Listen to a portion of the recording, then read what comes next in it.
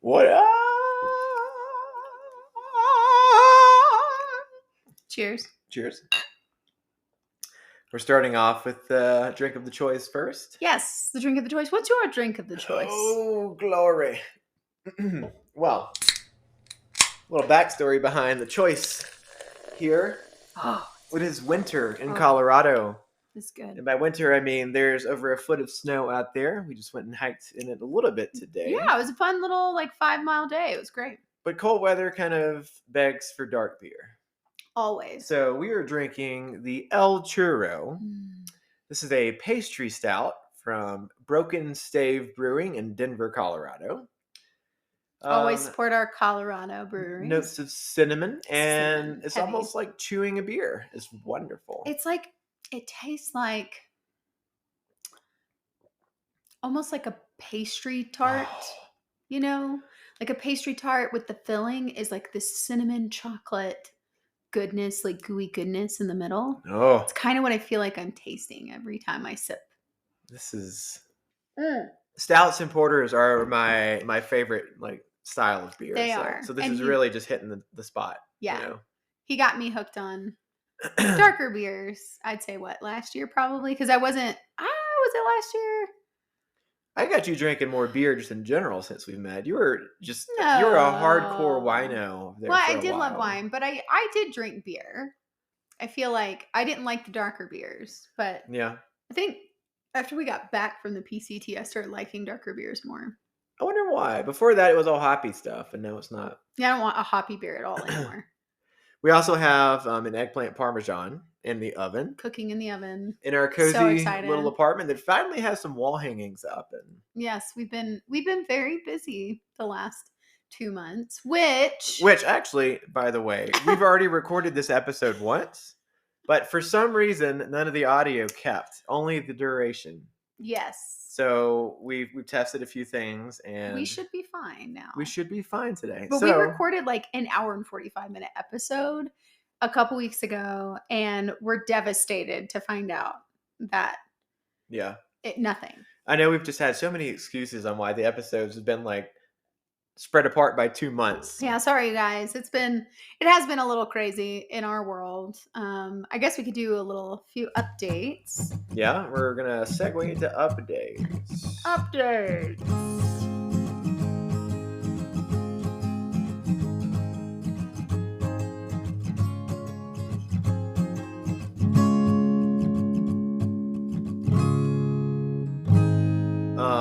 You want to start? I guess I can. Start. Well, since the last time you guys heard about my life, my shoulder. So I did end up having shoulder surgery, and it was quite an interesting experience. The doctor, so come to find out, I actually ripped my labrum tissue off the bone. For those of you who don't know the human body in that area, the labrum tissue is what connects your bone and kind of like the muscle, and the muscle. And it just creates a layer of protection for your bone so that there's no loose joint or ligament or anything like that. So it just kind of helps keep it in socket. And so I ripped it off the bone, apparently 220 degrees, which it's a 360 degree tissue, come to find out. It's not 720? No, not 720. I'm empathetic. Empathetic? Yeah. About the fact that it was 220. No, I'm empathetic about your situation. Yeah, it was so bad. I know. Feel sorry for me. Anyway, I do. Wow. So, I'm kidding. So they had to put 7 anchors into my bone to reattach the tissue in, and it also ruptured split in half. So they had to also suture it back together. And so I guess the surgery was very successful. I honestly didn't realize this, but I had probably one of the best labrum surgeons in America. I would say so. Yeah. Mm-hmm. And the best surgeon that I think you could have in this world of labrums. And of labrums. And then I started doing PT right after, and they were trying to stretch my tissue back out all the time. just stretching it out. And I couldn't do anything. I couldn't activate the muscle for 6 months up there because if I did, the anchors could potentially pop out of the bone. So there was like this very just impatient waiting for me of being in a sling for 6 weeks. So now I am officially out of the sling. Yeah, this is It's week 1. So I'm in 7. I just finished. No, this is week 8 now. Week 8 now. Yeah. Okay. So this is week 8 after the surgery. D'accord. And we did a great hike today. It was like 1,500 feet in elevation. Oh yeah, Lower Crystal Lake in Blue River, Colorado, which is like just south of Breckenridge. Yeah, it's super beautiful, and it was great. And I did great. Like You didn't trip. I didn't trip and fall. Yep. Nothing happened. Nothing hurt up here. And now we're into like a sort of strength training, like body strength training. So it's not me lifting weights, but it's me just trying to get my muscles back up there going again and reactivating. So it's quite hard. It's kind of funny though. I'll be unexpecting it sometimes. She'll just be lying like prone on the ground doing these exercises, and I think that something has happened. She's just lying there stiff as a board. Yeah, with a trekking pole in her hand. Yeah, because that's to like stretch out it's for me to passively stretch out the muscle myself. But yeah, I think it's going well, which is great. I can't wear a backpack probably for another month or so. Yeah. I don't know. They haven't given me my green light yet, but I am wearing a lumbar pack for now. Yeah, a Mountain Smith lumbar pack. What is it? Like how many? 2 liters, 2.5. Whoa, no. 4.5? No, it's like 20 to 25 liters. No, it can't be because I can barely fit. I'm gonna look it up right now. I can barely fit. I can only fit a baby jacket, and I don't think so. Let's see. No. Saved 4 later. I don't think so. But as he's looking for that, I will not stop hiking because of this. Hiking because you're a hacker? No. You're hacking? Yeah. Won't stop hiking.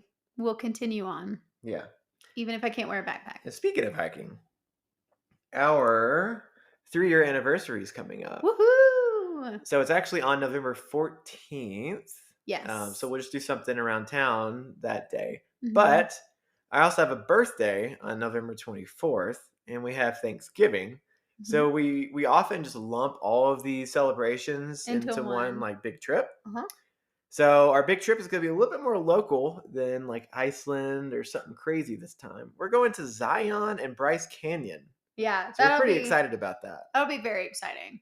And maybe throw in Grand Canyon. We'll see. If we can make that happen, that would be so cool. Because I think it's only an hour drive south from Zion. So is that all it is? I think so. Huh. Mm-hmm.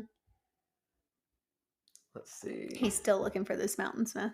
Oh, there it is. The Day Lumbar Pack by Mountain We're about Smith. to find out. 13 liters. Okay. Not 25. I was like, your UD is 25. And you can fit a shit ton in there. No, my UD is 40. Oh. Get your volumes right. Wait, is the Granite Gear 25? No, the Granite Gear is like 50 or 60, but it can only handle 25 pounds. Oh, okay. That's where I'm getting all confused. So her little lumbar pack, it's basically a hip belt with a little pack that doesn't go any higher than like mid-torso. Yeah. It's 13 liters. 13. Okay. It cannot fit a lot, but it can fit at least enough where Wesley's agreed to take most of the stuff in a backpack, and I will take like my food and water and whatever else I can in there. So we're making you pack the most dense things that we have. You're packing the power banks. Oh God. Okay, I can do that. Yeah, the power banks, the headlamps. Yeah, that's fine. What else is really dense? I don't even know. I can't think. Well, we might need our micro spikes too, but I can't fit anything else then. That's true. Anyway. 13 liters. You got it. Yeah. So she's going to wear her little cute lumbar pack and Zion and Bryce and all that. And we're going to do an overnight, which is a big deal for me because I have not been able to do an overnight or through hike since all of this went down in July when I fell. It's been very painful. And they've told me not to until about now. I feel like I've been getting the green light lately that I can backpack with a Mhm. lumbar and I can actually camp. Mhm. So this is exciting. Yeah, it's been an interesting road because like we did the PCT in 2022, then we went and did some gallivanting around Mexico and Europe and got the TMB in. Hmm. And then when we came back, it was a struggle because I was working in a brewery. You didn't really have a whole lot of work, And yeah, and it freelancing was was slow. freelancing was slow, and it was so damn snowy outside. We Hmm. couldn't do a whole lot. And we didn't want to do a lot of snow stuff because we had done the snow stuff when we had Yeah, done the trail at the PCT, like through the Sierras, we'd had full on snow. yeah. And so I think we were kind of snowed out for a bit. We were snowed out, and then we finally hit spring. Stuff starts to melt. So excited to do some 14ers. 4th of July, like summer is kicking in, and that's when it all just went down. As soon as the snow was like officially starting to melt, that's when she has her accident on Bierstadt, and then Yeah. she has had this arm issue ever since. And So so now, now you're hiking in so the now snow I'm able again. to. I hiked in the snow today. I can Yeah. snowshoe again. We can do winter camping again, winter snowshoeing. And they're confident that I can start wearing a 50-pound pack again by February, March, Mm-hmm. is what they said. So, but it's. I mean, it's a process for sure. Like I can't do a lot of. I can't run right now. I can't jog. I can't do like long ass miles with a backpack, which is hard. Yeah. Very, very hard process for No sure. jumping jacks. No jumping jacks. I can't get my arm, like I can barely get it above my head Yeah. by itself. But you So know yeah. what? The sling's off. The sling is off. That's a huge I can accomplishment. finally use my hand. I mean, Wesley's been like, I'll brag on him in a second. He's been like the anchor in the middle of this storm and has loved me through this whole process and helped me through this whole process. And every time I'm like, please help me with this, he's there. And I mean, he had to pull my pants down after the surgery for like 2 or 3 days and pull them back up because I couldn't do anything. I literally could not move. And I was on high drugs. Like I was on oxycodone and fentanyl. And then I had like an IV blocker in my shoulder, Mm, which was not fun. it's true love. And so, yeah, it was true love. So Yeah. find you a person that will They will be with you and hike down everything. your trousers when you can't. Man, that was a low point. Low point. But I got to Yeah. pull her little catheter out of her shoulder that was Mhm. nerve blocking. So that was Mhm. fun. Yeah. It just slid right on out. It was It weird. was so weird. Blech. Oh yeah, it was weird. So anyway, what about you? Any updates for you? Well, it is summer. Wow. It is winter. Summer. It's winter. Yeah, you want to stay in summer, don't you? I kind of do. In summer. It's winter here in Colorado. We It is are, what is officially. today's date? November the 4th? 4th, Already? yeah. We had a big snowstorm last weekend. Yeah, last week. Last Yeah. weekend, actually. Yeah. Uh-huh. During the Halloween party at Guanella Yeah, Pass Brewery. I was gone. I was in San Francisco, and I came back to like a winter wonderland. Yep. Yeah. I'm on my last month of my first semester here at Colorado Mountain College. Woo-hoo. I know. Hopefully, only 3 more semesters or so till I graduate. And Which is exciting. that's kind of exciting. And I'm taking a crap ton of outdoor classes next semester, so I'm stoked about that. Avalanche rescue, ice climbing, some mountaineering and winter navigation stuff. Mhm. Because That's exciting. you can't just take a whitewater rafting class in the middle of winter in Colorado. You'd be just stuck on the ice sliding. So yeah, we are kind of just doing life right now and Yeah. knocking in some day hikes Yeah. and some winter backpacking coming soon. And we'll see what kind of cool hikes await us in the summer of 2024. Yeah. Yeah. But I think we should still not forget about the Colorado Trail that happened No. this last year. No, we just finished week 1. We just finished week 1, so we need to like put the pedal to the metal and like be able to have room for Zion and Bryce and the Grand Canyon and stuff. And our PCT that we have never finished. Oh, the PCT is like the backstory. It's the ongoing like grand poobah of all this. Forever will always be a part of the story. Yeah, but I really want to get some more of our peeps on here and interview them. Oh yeah. Well, I think we should interview them as we go, though. And I think tell so. Different parts of different sections, you know. Yeah. Because we're still in the desert. It's true. Stuck in the desert. Stuck in the damn desert. We always felt like we were just stuck in the desert, like it was on a loop. Like it was if the 7 levels of hell in the PCT. Oh my God, it really was. I was gonna say though, so you all are gonna hear this Colorado Trail experience. It's gonna be new for you. But for me, I already heard it in the last podcast we recorded, but I will do my best to like see if I can just wipe it all from my memory and ask Wipe it all questions again. and ask good, intelligent questions. Yeah. Or 'Cause even I some already did. unintelligent questions. Well, yeah. Yeah. Because I already did that. I know. I was You like, did such a great job. damn it. Mhm. Thank you. Because I was in it with you. Yeah. Yeah. So, well, Shall we begin? Shall we get started? Let's do it. I think we should. Well, okay. So What day are we on? We did the first full week, so basically day 1 through 7. So now we are on day 8, which is July 29th. We're in November and it's in July. July 29th here. That's great. And this is the day where I hiked by Bear Lake, which you and I had hiked before. Yeah. I also, the same morning, I met same weird, crazy chick from the last episode. Yeah, that really upset you. Where she kept like avoiding me and everything. And I met her this morning. I met her as I blew past her up a climb, which felt so good. And you never saw her again. And I never saw her again. But she didn't say a word. She just smiled. Because you told her you were married after you'd already been talking and hiking together. Again, whatever. Just start that out with. Not my problem. No, I'm kidding. Not You're my right. problem. You're right. This is your fault. It's my fault. Yeah. You said yes. It's half my fault.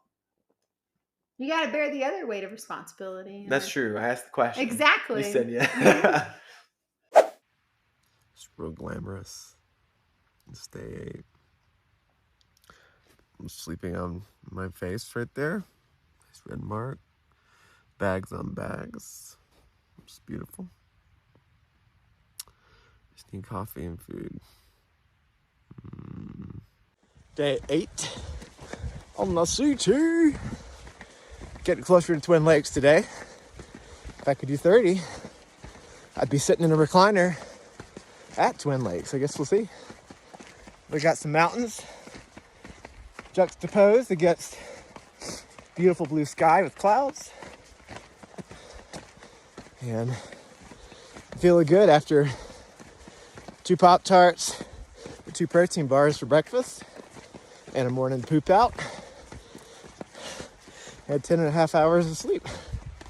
It's gonna be beautiful. And after Bear Lake, can you explain though where Bear Lake is?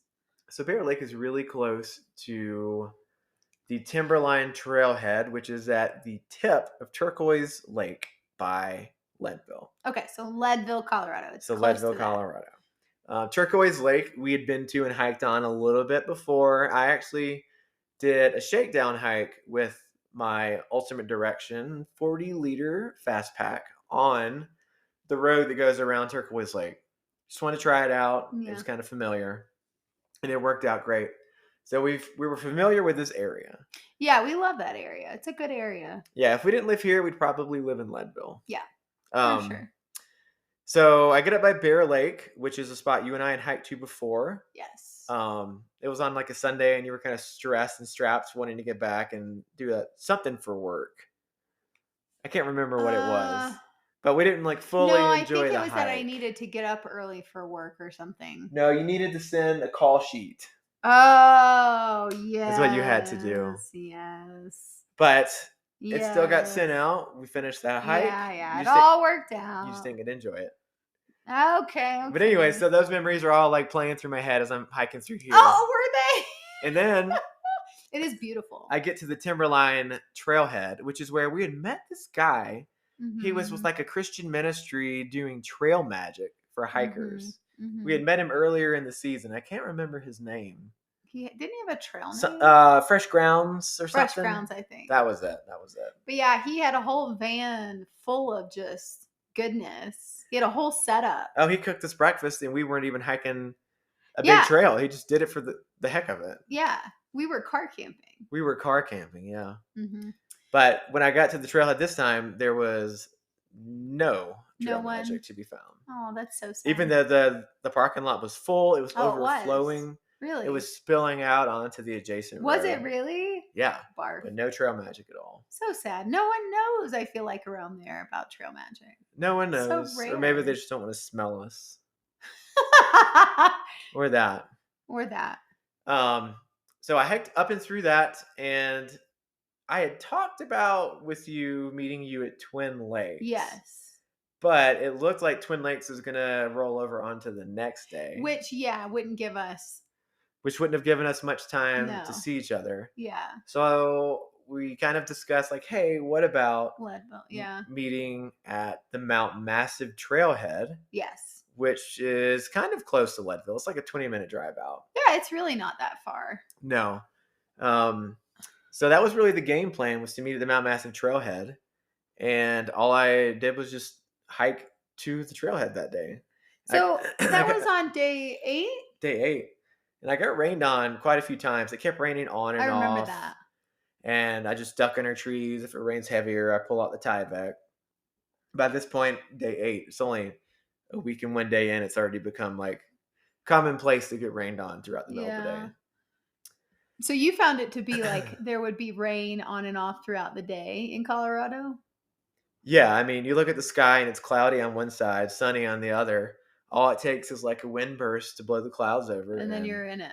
and then you're in it. Yeah. But does it last? It doesn't last all day. Like I feel like in the East Coast, like rain lasts all day if it's gonna rain. But there, was it like it lasts for like 30 minutes to an hour and then you'd be able to hike again and then it come back in, or Oh, if you have a bad storm in Colorado, it lasts about 30 minutes. 30 minutes. In and the they're summer. bad. In the right. summer. And it's like lightning. Yeah, it's like lightning, thunder, rain. I even got hailed on a few times. Yeah. So then so Mount Massive. Okay, so that was day 8. Yeah, day 8. I picked you up. And of all the days out on trail, this day and then the day that I leave Twin Lakes are the days where I see the most damn toilet paper. It's always, Of course, 90% of the time, by a trailhead or by like a vehicle access campsite. 90% of the time, you just see toilet paper all over the place. And it's just disgusting. And it really pissed me off because I was like hiking into the trailhead to you, and there's toilet paper everywhere. It's disgusting. And I took pictures and videos of all this stuff, and I'm going to make a reel out of this just so people can see the trash that they leave out in nature. Which reminds me, I think I want to make that a question at the end, is for you to talk about how can people be aware of trash and things they can do. Like, what is etiquette when you're hiking, and like what's not biodegradable? Like, how do you pack things out? I just think that maybe that should be addressed for anyone that doesn't know. Yeah, I think we can talk about that. And you want me to mention it now or later? Yeah, you can mention it now if you want. So you can go to the National Forest Service website. Just type in "Leave No Trace," National Forest Service, and it'll take you to the page, the 7 principles of Leave No Trace. And just to briefly summarize, it's going to tell you to pack out all of the waste that you took in with you, to try and leave things that you found it. Don't disturb things. I mean, not common sense stuff that we would think to be common sense, but a lot of people don't think about it because they don't go outside a lot. Yeah. Well, I mean, your toilet paper is not going to dissolve and biodegrade within a few days of you burying a hole and packing it. Like, it's just not. Yeah. It's going to take a while. And if you take wet wipes out there are plastics in wet wipes. So take a lot longer to biodegrade. And then the plastics get down into the soil. So just be mindful. Look at some of these resources before you go out and do any camping, hiking, backpacking, whatever. So look up stuff about Leave No Trace, and especially kind of focus on like how to dig a cat hole in the wilderness. And how long or how big to dig it. How deep to dig it. Take some Ziplocs and stuff to pack your used toilet paper in. And if you want to cut back on toilet paper use, get this thing called a Kula cloth. Oh, what is it? Kula? Kula. Kula. It's like this antimicrobial pea cloth. Oh yeah, it's great. And so all you do is Marie Basecamp uses one. I don't, but yeah. I mean, for a female, it's great. Yeah, you get the drips off, and then you hang the cloth on the back of your pack. Yeah, and you let the sun cook it. Sun cooks it. Yeah. Yeah. It's great. I didn't ever have toilet paper for peeing out there. It was just for pooping. Yeah. And that was wonderful. I love a Kula Claw. Yeah. Man, love my Kula Claw. Yeah. But I'll put some of the links to some of these sites that you can go to and learn about how to be more respectful to nature, not only to like the immediate environment, but also to the animals out there, because leaving food waste around can cause a bear to become food conditioned, and that can lead to them becoming more audacious, which can lead to them eventually being killed. So just be mindful about these things, and we'll have again links in the show notes later And I think what's wild to me too, though, is how many people do these trails, on. and not even through. I'm not even talking about through hikers. I'm talking about just people that come for a day and they want to hike 2 miles in, and how we'll find like empty water bottles that people will either maybe it fell out of their pack. I don't know, but Hmm. we'll find like little wrappers of snacks or granola bars or Yeah. like it's like people just don't. I don't know if it falls out or if What they just what I will say is that a lot of the stuff I found, other than the water bottles, which yeah. just blows my mind. How do you just lose a water bottle, or you just leave it, Yeah. or whatever? Why would you throw it out? But a lot of times, I'll find like the piece of a snack wrapper that you tear off to get into it. Mhm. I'll find like that on the ground, but not the whole wrapper. So it's almost like maybe it fell out or they just dropped it. Yeah, so it's like people are kind of trying, like they're putting their snack wrappers back in their packs, but the little piece that they tear off is small and light and just blows out or whatever. So that Mm. does give me some hope. But It I think does. it's still good for people to be aware and to think before they like when they open up their granola bar, put it in a Ziploc after. Yeah, yeah. Like take a Ziploc with you out there. Hmm. That's all you have to do. Take some Ziplocs out there with you. Store your food properly.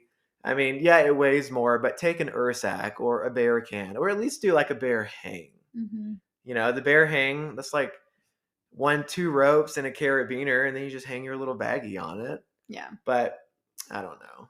There's just so many ways that you can be more conscious and protect the place that you're going out to experience Mhm. and to disconnect in. Like we all want to go out and appreciate nature, and it's hard to do that whenever you have people's trash, their detritus, their waste like all over the place. And they don't know how to properly dig a hole or like pack out their toilet paper because it's disgusting to Yeah. them. Yeah, and I mean, I'll be honest, when I'm on trail, like it pisses me off and I'm like, fuck those people that left this. But I'm not taking that approach in this podcast. I'm taking the approach of education. People just need to be more aware of what to do when they go out. And I mean, more and more people are going out to national parks, to BLM Mhm. land, to just their local little trails, and they just need to be aware of what to do when they go out there. Yeah. Yeah. So that's my little soapbox. Little rant. No, I asked you the question though, so because I think it's Yeah. helpful. But okay, so I throughout that day, was there anything that happened before I saw you on the in the Mount Massive trailhead? Not really.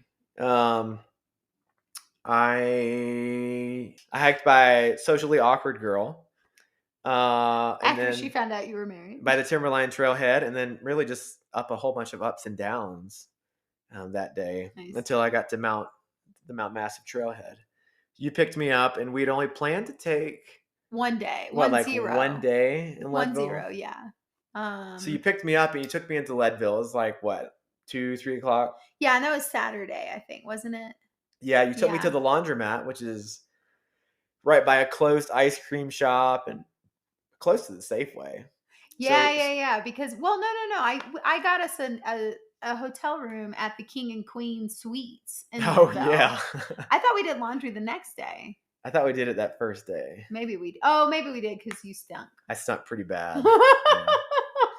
And then we had Yeah. dinner at, It's epic steak gosh, place. what was it I called? don't know. We couldn't Some remember either. some restaurant in Leadville, but we had London You would broils. never know. Like it's such a random little place. Yeah, but we had what, like a 20-ounce It London broil is what yeah. I had. And it was like maybe 20 bucks. Yeah, Or 20 something. it was so It was cheap. It was so huge. good. Potatoes, veggies. Yeah. And then we had what, beer? We had beer, I think. I think we got out of there for like $60. Yeah. So if you're going to be hiking the CDT or CT this next year, like when you get to Leadville and you want a really good steak and reasonably priced, I can't remember the name. I don't know. Let me just look it up real quick. Okay, look it up. So the name of it was, I just found this online. It's called Quincy's Steak and Spirits. You're welcome through hikers. Like you walk in and they have these old chandeliers so on like cute. these 16-foot tall ceilings or something. Carpeted. Dude, cute. The place was kind of dead though. Yeah, but like their steak and their loaded baked potato was phenomenal. Oh yeah, so go check it out. I think that the Tennessee Pass Cafe or something has hiker discounts. Yeah. I think I remember hearing about that, which is really close to Quincy's. Yes. But I don't know. We didn't go to the Tennessee Pass Cafe. No, we did not. But what ended up happening though is that I was able to work from home on Monday, and I also had my pre-op doctor's appointment for my shoulder that day as well. And so the day you picked me up is July 29th. Yeah. The next day, July 30th, we just hung out. We just hung out in town, took a full-on zero, went to the grocery store and did like a little resupply. But day 10 is another zero that we decided to take, an impromptu zero. Well, it was more because I was having my pre-op appointment with my doctor for the shoulder surgery, and Wesley he was here, and the appointment was only like 30 minutes away. Yeah. In Frisco. So we talked about it, and Wesley also agreed to stay, and because I was like, I'd really love for you to be there, and so he came with me. Yeah. I mean, it's the least I could do. Like, you're supporting me while I'm doing this hike by myself. Yeah. Was that the first appointment then? That was the first appointment after you had gotten your x-ray. So you already got your x-ray, your MRI. That was my first appointment. Sorry. That was my very first one. You went and spoke with them, and they're like, hey, so this is what's going down. Yeah. You tore your stuff pretty bad. We want to have like the Dr. Provencher check it over just to make sure. But odds are you're probably going to need some surgery. Yeah. So. Like it sounded like surgery was inevitable at that point. But anyway, then we hung out in Frisco. And then we went to the Outer Range Brewery where we got caught in this massive storm, lightning out the wazoo. So bad. And I'm like, dear God, I'm so glad that I am indoors and not out there in a tent or under some bullshit. Bullshit? Some under some bullshit Tyvek impromptu shelter. Bullshit. Yeah. Oh man, it would have been bad. That would have sucked the hind tit. Bad suck.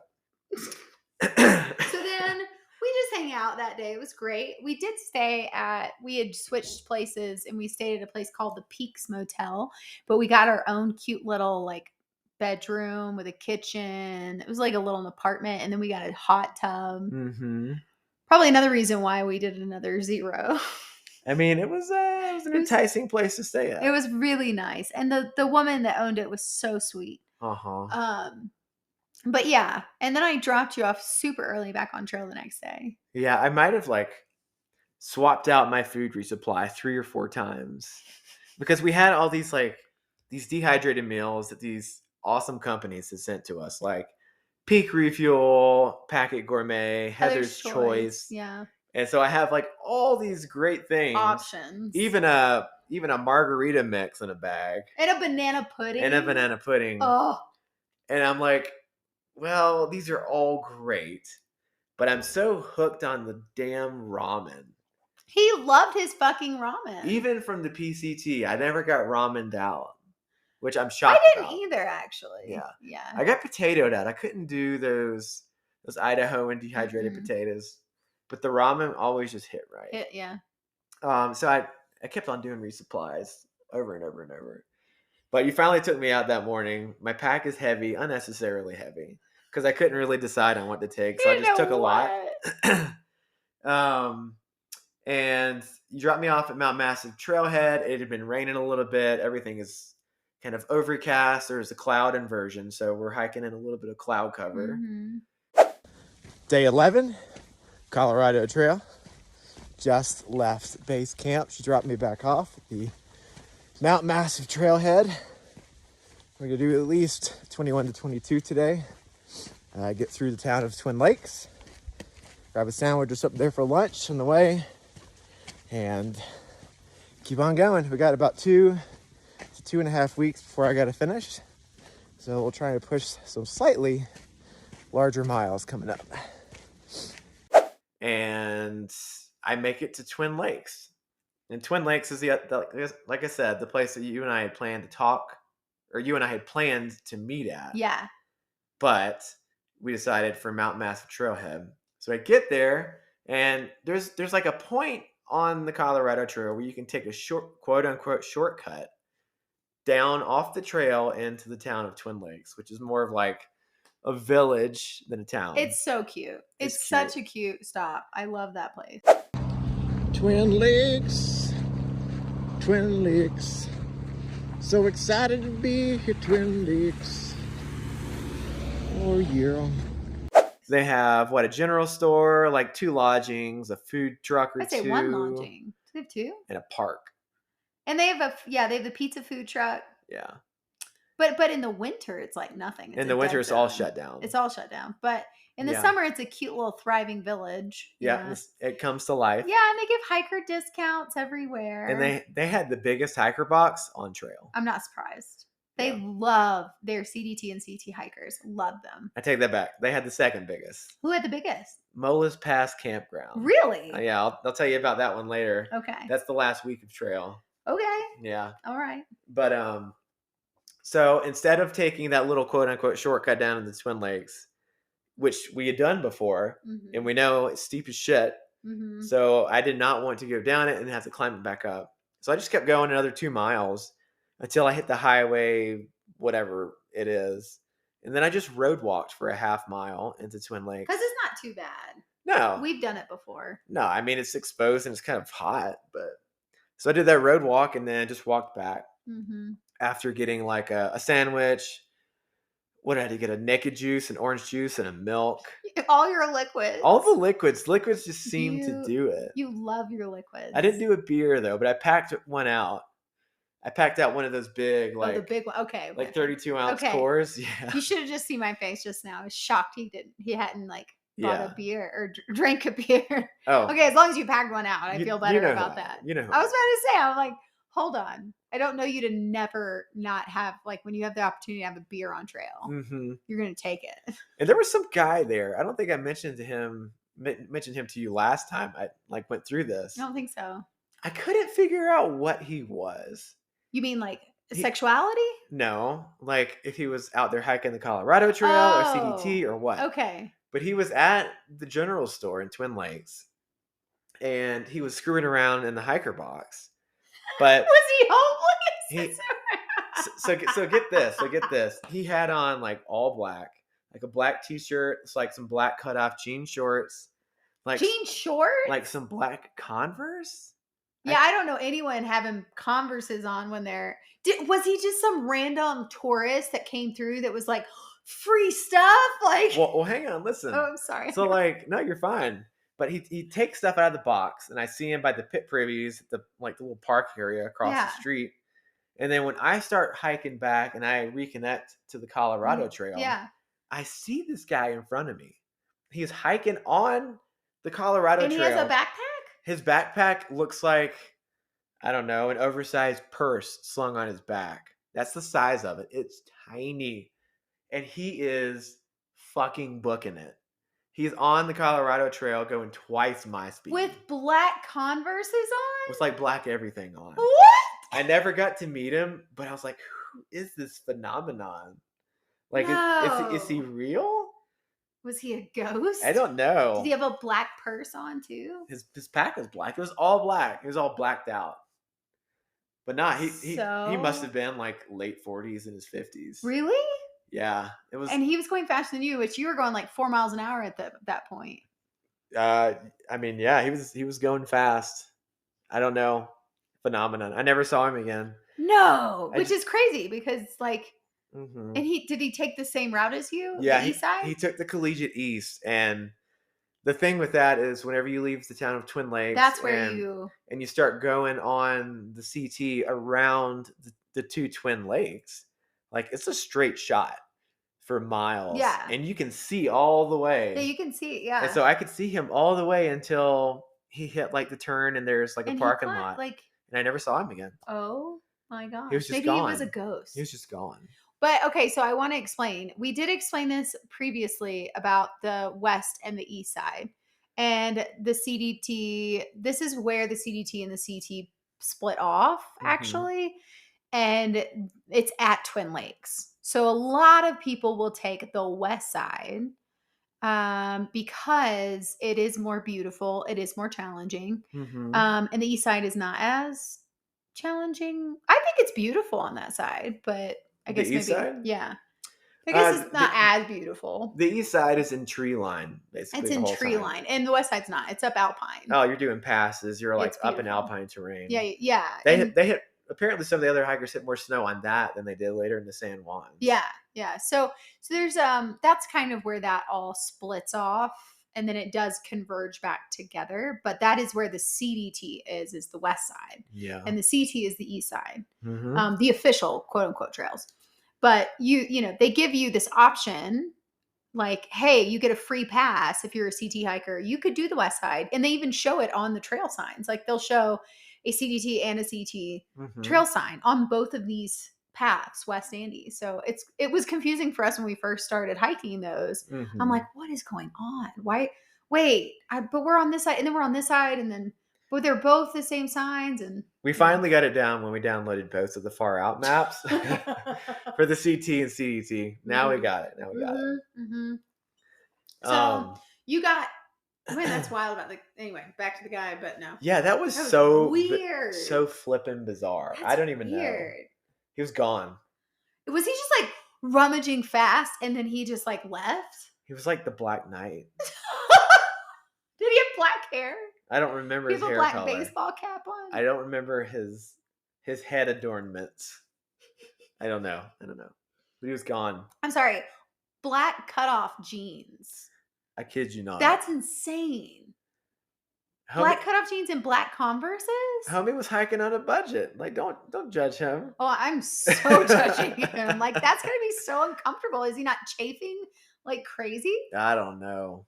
Oh my gosh. Oh man. Have any of you ever hiked in blue jeans? Is all I want to know. Please, can you tell me? Oh, and not stretchy blue jeans. Like, yeah.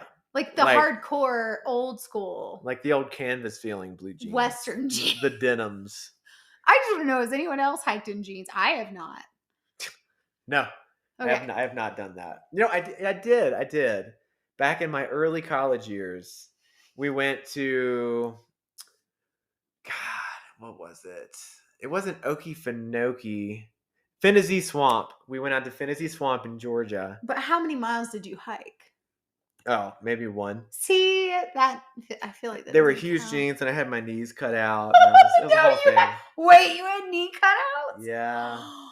No. Wait, is Finnezee Swamp? Is it in Georgia or South Carolina? Hold on. You had knee cutouts, babe. I did. Do you have pictures of any of this stuff documented? Maybe. Yeah, it's in Georgia. Yeah. Cool. So that was I sorted. need to see a picture of this stuff.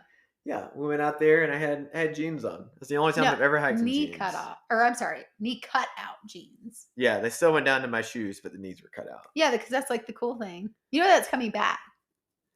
What is it, like every 10, 20 years it cycles? Probably. Something like that. I feel like this generation coming up, like they just take it all. They're taking it all. They're like, oh, I love it. 70s, 80s, 90s, early 2000s. Let's have it all. The winner takes it all. The losers. I don't remember. That's all I know. Oh, well, there you go. Yeah, so after the Black Knight disappeared, I get to the trailhead, and this is the second place with the most trash on the whole trail for me. That's so sad. They were like styrofoam to-go containers. Well, and that's right off cups. the road, right? Too. It's right off the road. And people camp there. Again, always right by the trailheads Jeez. or the vehicle access campground. And people just throw, it's just so frustrating. And I have pictures of this stuff. And again, I'm going to make a reel with all this just to make people aware of what's out there. So sad. It was disgusting. So then I remember, because I know this area too, because I've done it with him. But then Yeah. you went around the lake. I went around the lake and then I go back the same direction Yeah, I and then just you came. start like switchbacking.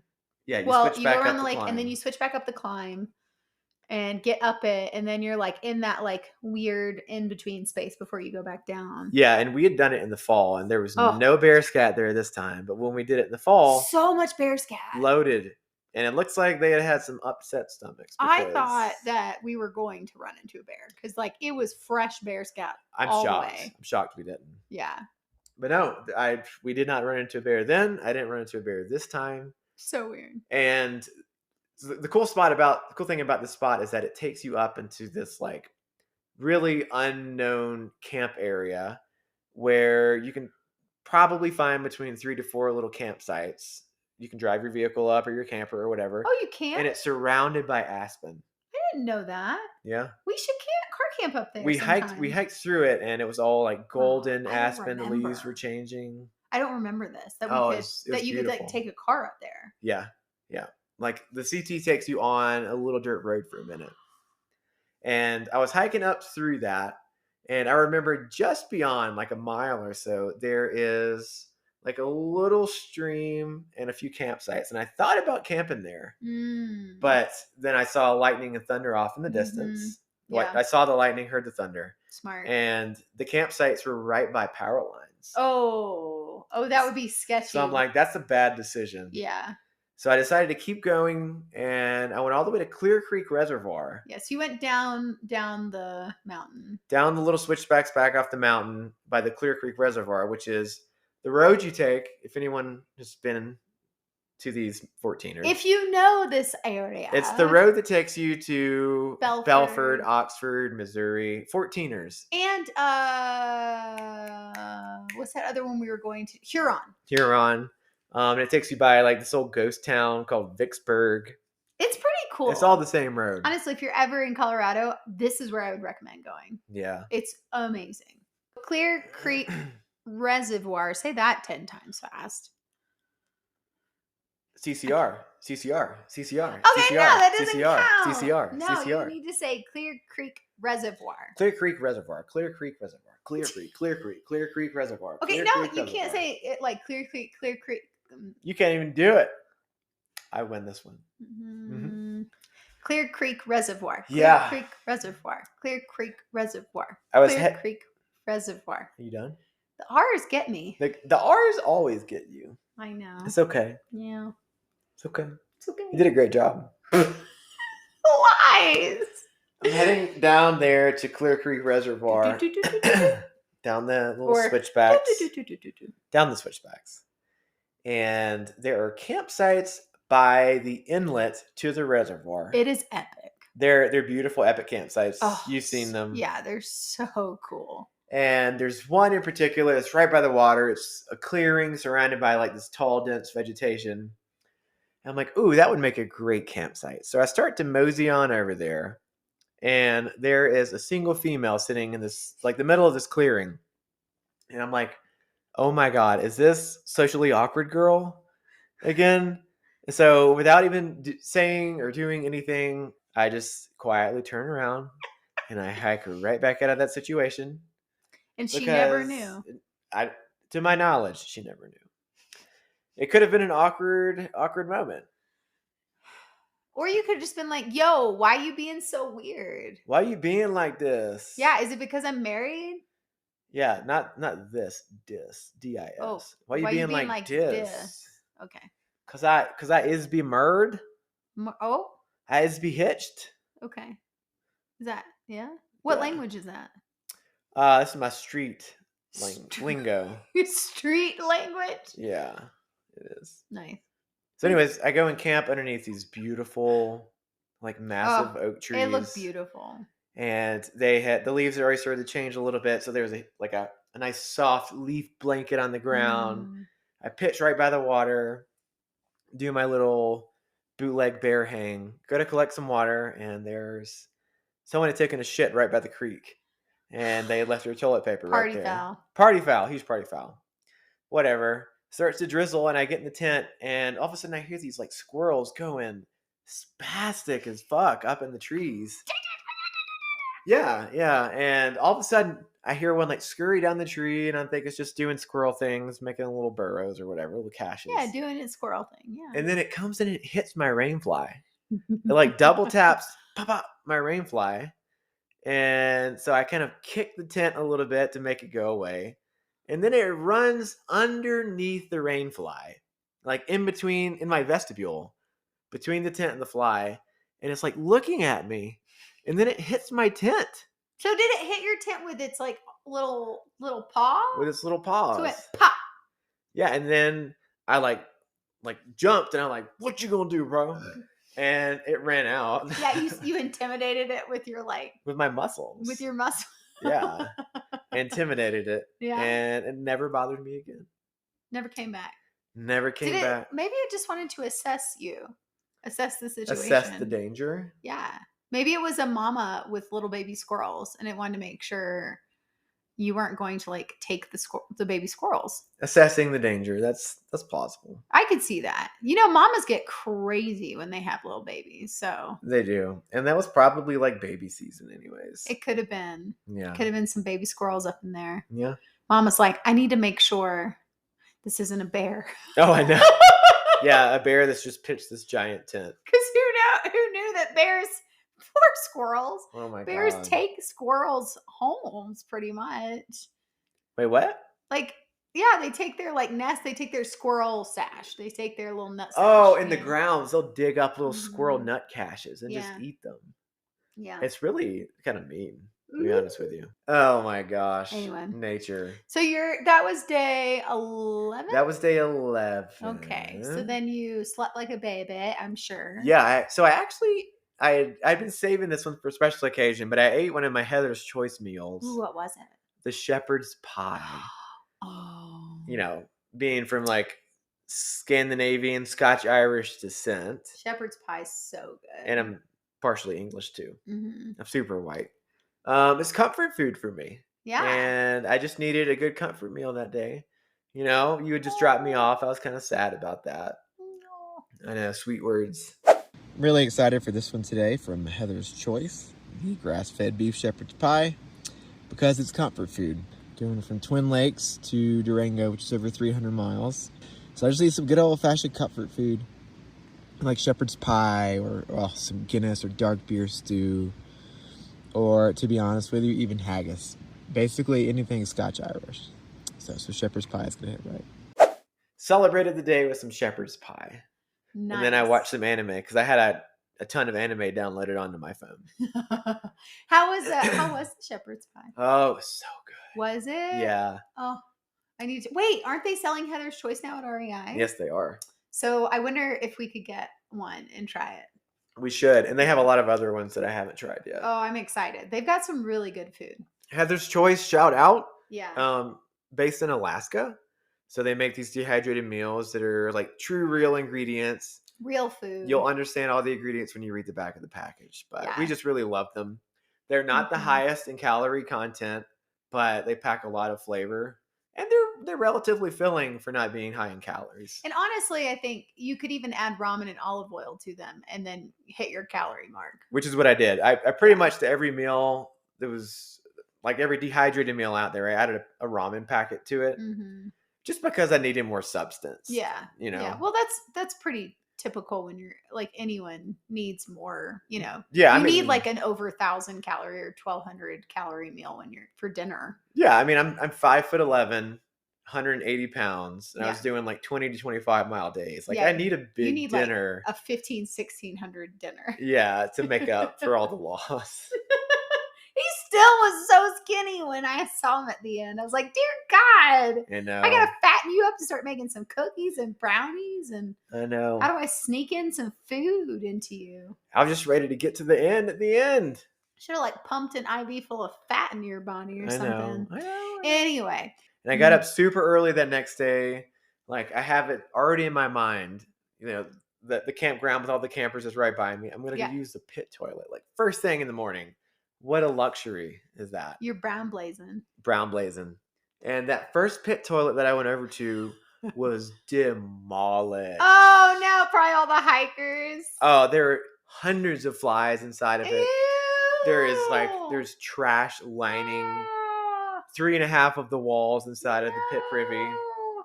You couldn't have paid me to sit on that toilet. You might as well just dig a hole. Might as well just dig a hole. But I walked like another quarter mile to another pit toilet.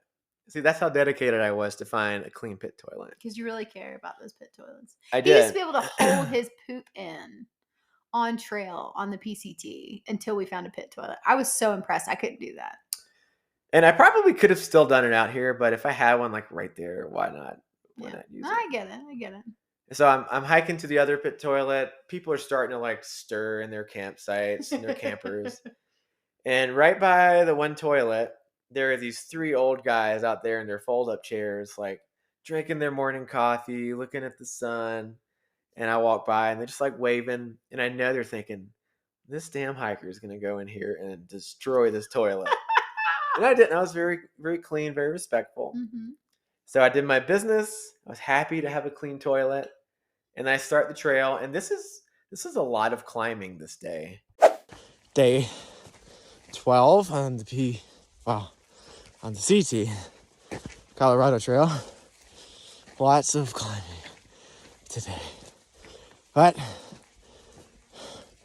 after 38 miles between today and tomorrow, I'll be at the Mount Princeton Hot Springs and Resort, where they got a little restaurant, a little resupply. So that is the objective. Just trek and make it there tomorrow. I had to start the day off with a climb just like as soon as you cross the bridge over that little inlet into Clear Creek. Yeah, it looks intense. We've never done it together, so I don't know that climb. Yeah, but it looks intense. We've never done it together. But I kind of started getting into this habit where I would I would break my breakfast up into multiple steps. Because it's uncomfortable, like loading up before you start hiking, and then you have to start climbing like that. Yeah. So what I was doing is I would eat like a small protein bar or something, and then I'd pull out a range meal bar, which is like 700 calories, like a little bit bigger. Which we also need to talk about the pro range meal bars. Yes, I had a lot of those suckers out there, and they're like packed full of calories. They're like 700 calories per bar.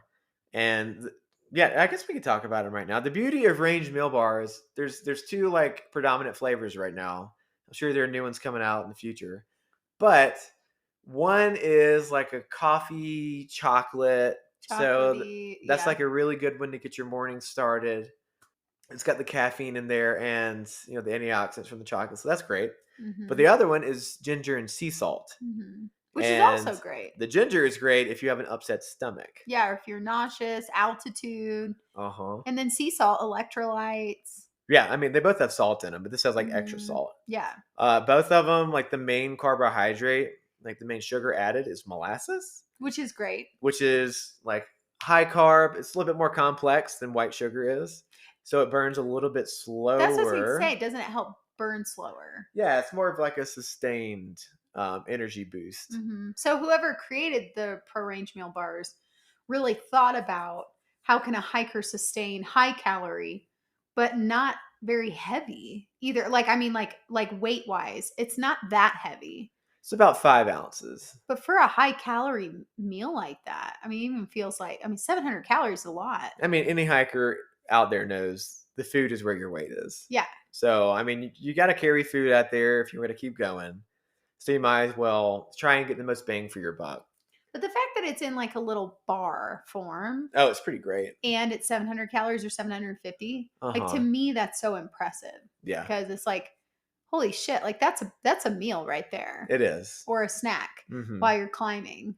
I'll admit, the first couple of them that I ate, I had to get used to it. Not because of anything to do with the range meal bar, but because from our past in trail running. Oh! Do you remember we would get these things, and they were like, so it wasn't the goos, it wasn't Yes. Stinger Oh, Energies. what was it?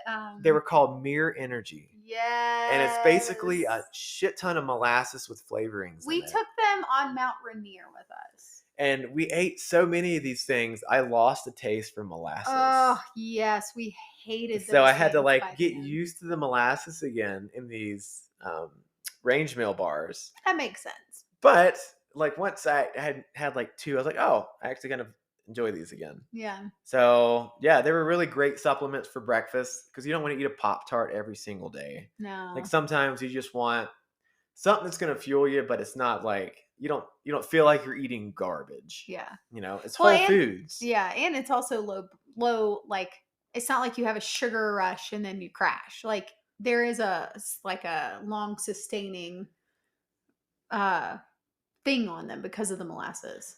Right? Well, like so whenever you intake sugars, if you intake them with proteins or with like really big complex carbs, or especially with fats, it helps you.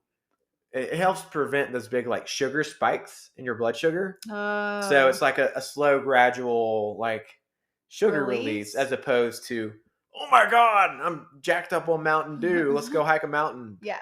So it's more beneficial for like a long day ahead. Okay. Yeah. Cool. And you shouldn't really expect like a sugar crash at the end of it. Okay. Because it's been releasing slowly. Which is great. Is great. So then you hiked that up. I hiked up and then I hiked down again, as you do, and you usually hike down a climb. And then I got to another climb, and it was time for lunch. And this is so crazy to me. I had never done this out there. This is the only time I ever did it. But I sat down for lunch at the top of the second climb, and I'm like, wow, the skies are really dark. Like there's thunder like way off in the distance. And I would hate to be sitting here and get rained on like during the middle of my lunch. So for some weird reason, I felt compelled to like use a trekking pole, and I pulled out my rain fly from my tent, and I did this like super bootleg like tarp pitch with just the rain fly of my tent. And after I do it, I'm like sitting there eating lunch. I'm like, well, I hope I didn't just waste time. Yeah. But then it starts to hail. Man. And it hails for a good half hour. 30 minutes. That's like the Colorado storm like time frame. Yeah.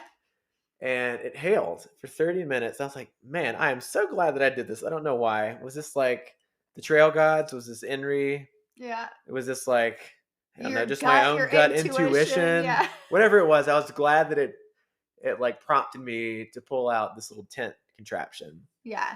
Because it saved me. So I had a sneaking suspicion that it was going to be raining shortly after I stopped to take lunch here. So I pitched the rain fly in a very makeshift, like, teepee style. And it has worked. Because now it's hailing. Kind of glad that I did this instead of just hoping it would go away. Yeah, really, after that, the skies opened up kind of as they do. And I was allowed to get to the trailhead. Oh my God. Also, sorry if you're like hearing this or it's picking up in our microphone, but we do live in an apartment complex, and right underneath us is a family with a child who's like, I don't know, probably 5, and he loves, and they have 2 dogs. One is a husky. Now this makes more sense. But the child and the 2 dogs love to run around the entire apartment, like at night. Mm-hmm. And the little child loves to scream. Yes. So we're hearing screaming right now. Yes, it does. I hope you can't hear it.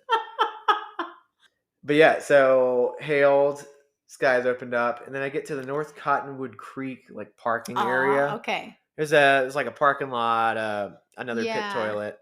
And right as I get down there, it pours. And this is the heaviest it rains on me the entire trail. So I'm like sitting over there. I found a larger like pine. And I pull out the Tyvek. The rain is like, it's literally beating down on the Tyvek. Like I can feel it. Oh my gosh. Yeah. Opened up again. Pretty heavy this time. Just hanging out in here with my Tyvek, doing what we do. I'm doing all this on top of someone's dog's shit. Because people just don't pick up their dog's crap for some reason. Thing. That is another thing. It wasn't in a bag. It wasn't in a bag. It was just open and exposed. We just saw dog shit today on the trail. Yeah. But I'm like, well, I'm not moving because I'm going to get soaked. So I'll just coexist with the dog shit. With the poop for a minute. And once the rain subsides, actually it was a little bit shorter than 30 minutes. More like 15 of like super heavy rain. Yeah. I go down to where the campsites are supposed to be, just past the pit privy. And it rained so hard, so quickly, that everything was pulled up. Like all the campsites were pulled. I remember you talking about that, yeah. All the foliage was just soaked. And it was kind of a miserable situation. Because, I hate to be wet. I know. Wet, like Wesley being cold and wet. Not even the cold, just wet for me. Wet, but also if it's cold. Secondly cold. That is like a double whammy. Yeah. But wet, like rain wet. I can take the heat all day. Yeah. Yeah. But like, it's not, like you can't do it. I'm not about that soaked life. No. He can do the snow. He can do the heat. Yeah. He can do the sun. But if he starts getting rained on, might as well put the tent up. We'll see what happens when we do the AT one day. Oh my God, I know. You might as well get rain pants, rain jacket. I'll be out there double fisting umbrellas. You would? Yeah. And so these campsites are all flooded and it's just kind of miserable. I'm like, fuck this. And I go and regroup again at the pit privy because it's got a little awning. There's a pit privy. Like it's got an awning. Like that's a refuge. Which no, you're right. You're right. Everything else is wet except for that little like 4x4 like awning and inside the pit privy. Yeah. Everything else is wet. Yeah. So I go and check the map and I'm like, oh, there are campsites up higher. I'm like, oh, well, if I climb higher and I give it time to like evaporate a little bit because we're at high elevation. Yeah. Maybe I'll find some dry campsites. And so I go up and it is by far the steepest climb on the whole trail. This is like a lot of firsts and most extremes here in this episode. I know. But this is the steepest climb. The steepest climb was Gold Hill out of Breckenridge? Yeah. That's the longest climb. But it's not the steepest climb? No, the steepest climb is just out of North Cottonwood Creek. What is this? Man, it's like it's painful. Is that before Princeton? Look at this area. Look at that. It's straight the fuck up. How much do you gain in that? What is that? So that's 11,900 at the top. At the top, okay. At 213 miles. Okay. And you start at it's 9,400. Would you just say 11,900? So that's 2,600. 11,900. That's 2,600 feet. In how many miles? 210. Oh, in 3 miles. Yeah. Oh, that's a pretty decent climb. Oh, I was like, oh my gosh, almost on my hands and knees at some parts. Really? Yeah, it was crazy. Shit. Okay. But I'm like, well, the higher I go, the drier it should be, right? Yeah. And I get up there, and there is an abandoned like cabin. Yeah, didn't you say it was like haunted feeling? It felt like really weird, and it was just past the only like commented on campsite icon. And so I keep going past the haunted ass cabin. I don't know, maybe a quarter mile later, I hit Silver Creek, and there are campsites there, thankfully. And there are actually a few other tents pitched just above where the only open campsite was, which is right by the creek. And I mean, yeah, you're not really supposed to camp by water, but this is literally the only available spot for a while. There are widowmakers. Oh gosh. Kind of like randomly placed throughout the woods. And so I tried to pitch my tent like strategically behind a few other small trees so that if something crazy happened in the night, maybe those trees would catch a deadfall. Well, I finally made it to camp. Tent is still pretty soaked, at least the fly is, but everything on the inside should be nice and dry. Here at Silver Creek, and there's a few other people camping back here and one other over here. The problem is that there are so many widowmakers everywhere you look. So you just gotta kind of toss up a prayer and try and also pitch your tent where you think will be the safest. At least this one over here. If some catastrophic event happened, it looks like it might fall towards the creek. This one, at least, I'm protected by this healthy tree right here. But, I mean, neither one of these is ideal. So, just gotta hope that everything is good overnight. But yeah, here's home. Glad to be in the tent. Finally. Over 6,000 feet of vert today. It was a big day of climbing. But tomorrow, Princeton Resort. Nothing happened. But I do remember it kind of like misting most of that night and being right by the creek. Everything was just soaked. Oh, that's the worst. Cue Wesley Black, aka Yeti Legs' worst scenario, just being wet, soaked so much. Wait, so that night while you were sleeping, it was wet and soaked? Or... Oh, my sleeping bag was soaked. Really? Yeah, not because it got rained on, because it's just so damn humid, and then my body heat is just making it worse. Oh my gosh. So like I've got an inch or so of like dry, warm sleeping bag, and on top of that it's like damp, like clumping together, wet down. And then your tent's wet. Everything's wet. And I woke up that morning. It's actually the morning of day 13. You look so miserable. Oh yeah. If you could see this picture, I have like my UD jacket on, like zipped up with the hood on. Was it cold? It was cold. And I'm like struggling to even do anything this morning. Oh my gosh. I'm like, let's just get coffee going. Coffee makes everything better. So I brew a pot and I spill it. The whole pot, spill it. Oh, that's right. You told me this in the last time we did this. And it's like... You spilled the entire thing. And it starts flowing towards my tent and the Tyvek. No. And I'm sure you were just saying every profanity. Oh, I was cussing up a storm at that point. I was like, son of a bitch, just give me a break. Spilled my coffee this morning. It's worse than spilled milk, I think. Not really sure, but I'm saying that. And the sleeping bag is pretty damp. Tent's wet. Just another day in the life. Also, we will be going through all of Wesley's gear. After the podcast? But yeah, I think after we get through the Colorado Trail story, then we can go through a good blowdown of the gear. Yeah. I never changed my gear out the whole trail, so which is awesome. Yeah. So. Yeah, it all worked out for me. Yeah. So then that was day... This okay, day you wake 13. up, that's day 13. Well, 13, was it Friday the 13th? You're funny. So I try and like placate myself with another range meal bar. And I brew another cup of coffee. Always have excess dehydrated coffee, just in case. Always. Just in case you spill the entire pot. Yeah, and I didn't leave camp, man, until like probably 8:30, and all these other tents above me. Oh, they're gone. Oh, no. No? No, they're like trying to dry out their shit.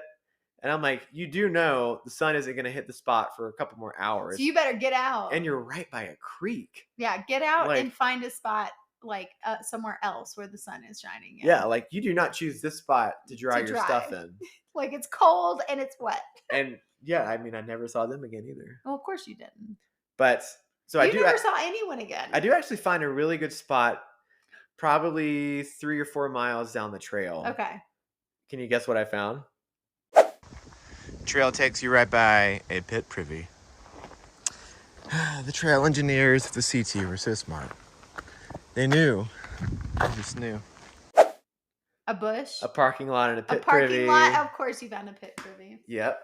But the sun was out, and it was actually turning into a nice hot day. Nice. So I put all my stuff out on the asphalt and on like the grass right by the asphalt. Which is perfect because of the heat. And it probably took a good hour to dry everything out thoroughly, even the sleeping bag. Jeez. But it did. I would have been chomping at the bits. Oh, I mean, I had cell service, so I was actually messaging you. Oh, that's when, okay. It was Yeah, one of those I was moments. messaging you. I went and took a good poop, You probably and called me too during that time. yeah, I listened to some audiobook. Nice. Yeah, all my stuff was dry, and I was just happy as a little clam. Dry stuff always makes me happy. That's something I want to say about through hiking. It's like mentally, you're in these spaces when it gets the worst for you. There's still the next day or the next day or the next day, whatever, where the sun finally shines. Like it does finally get better. It does. And that's what you always have to remember and remind yourself. And through hiking, I feel like is like it's shitty in this moment and it fucking sucks. Mm-hmm. But there will come a moment where everything's better. Yeah. My mind's better. And we keep going. Like, yeah. It's true. And it's like the concept of black and white or night and day, pain, no pain. Mm-hmm. Like the most extremes make you appreciate the opposite extremes. Yeah, for sure. Like I'm not saying that not being in pain makes you appreciate pain, but the fact that you can experience hurt makes you appreciate when you don't. Or I mean, like if you're in pain sometimes, whenever you finally have that pain resolved, be it with medication or the pain just goes away, you're so thankful for it. Yeah. Because you felt like the other side of the suck. Yeah. I don't know. Courtney DeWalter's pain cave analogy is always really great. Yeah. You go through a pain cave, but at some point you come out of it. And so, I mean, it doesn't have to be pain. It can just be discomfort in a slew of different ways. It could be just being soaking wet. It could just be soaking wet. And what was it? I think it's not suffering. It's choosing to endure. Oh, you told me about this. What's his name said? Yeah, and I'm about to get into that. Mm-hmm. But you choose on these long hikes like this, and even in like your normal day-to-day life, you choose to endure things. Mm-hmm. And whenever you choose to do it, that's you actively like doing something or pursuing something that you want to do or you feel like you have to do. But you suffer whenever something is completely out of your control and it just makes things bad. Would you say though on through hiking, it would be considered suffering if you're in a situation where you don't have, like say all of a sudden a snowstorm hits and you don't have enough gear and you start going into hypothermia? Or is that choosing to endure because you chose this life? I think that's choosing to endure because you didn't bring the right equipment with you in the first place because you didn't know your terrain. Yeah. I feel like the definition for me of suffering is like when you are stuck in a country where you cannot get out and you're being killed. Against your will. Against your will. That's suffering. Yeah. I mean, I guess that would be my definition of suffering. Yeah. Okay. Sorry, that was a dark turn. But No. And I know what you're alluding to. Yeah, but that's my definition of suffering. It's like, I guess that's what you mean by that. It's like when you didn't choose this, you have no control. You have no control because like doing a through hike, you can bail at any point. Right. You have control. Whenever you want to, you have control to just leave and say, this has been enough. Yeah. But like if you're trying to drive home, like that's something you have to do is try and get home. And if something unfortunate happens to you, then that's out of your control. So that's more like, that's not you like choosing to be in that situation and choosing to remain in it. That's you just trying to suffer through it. Oh, I see what you're saying. Enduring is more like we choose the through hike and we choose to still stay in the suffering. Yeah, you choose the through hike. You choose to go and cycle for 60 miles and get cooked in the sun. Yeah. That's really what I think the difference between choosing to endure and suffering is. I want to get into like the people who reminded me of this because up until this point, I thought, yeah, I'm just sucking it all up and kind of suffering through. Mm-hmm. And it's kind of, they really delineated it for me. Mm. So this sweet woman and her husband, I worked with her. Her name is Abby Cobb.